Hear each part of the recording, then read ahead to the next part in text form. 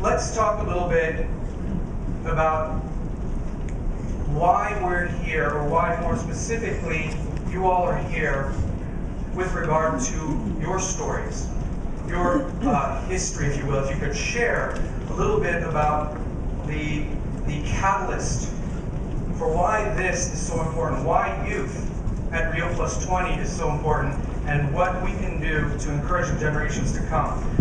I would like to start actually with one of our youth advocates, Ralien.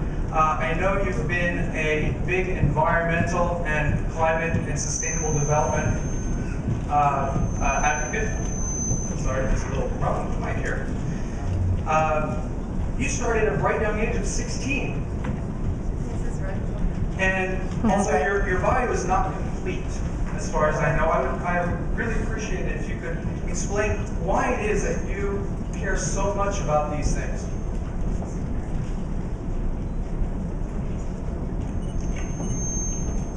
Thank you so much for the floor, and thank you all to be here, Mr. Secretary General, dear MDG advocates.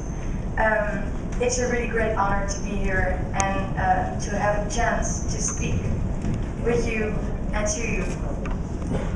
Thank you for this opportunity that shows it's not only about words and about an outcome document, a text, but it's also about communication in real life, interaction between younger and older people. Well, you need that because it's crucial in the process of sustainable development and forming the future that we all want. And it feels good to have a voice here and to speak actually on behalf of all the world's children and youth, because we need to be heard when it comes to our future, and it's easier said than done. Because in the current systems, it seems that it's not really easy to really make our voice be heard. Because, for example, right now in the Rio+20 process, people are working so hard because they find it so important that we have a future that is secure, that is good for all, and that is green, and that we can live in safely. And right now, the voice of the youth is not reflecting in the outcome document, and actually that makes us really sad and disappointing. And it also makes us maybe losing trust. And that is actually the worst that can happen in the world, I think. And we need to be included in the future where we are talking about it, because we are the future.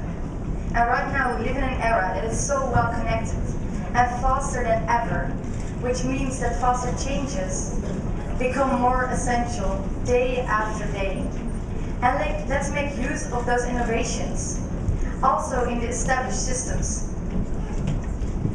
And when discussing the great challenges that we are facing as a world community, we should realize and mainly act upon the fact that young people are the future, and letting the young people participate in forming the future, because that is a condition of success.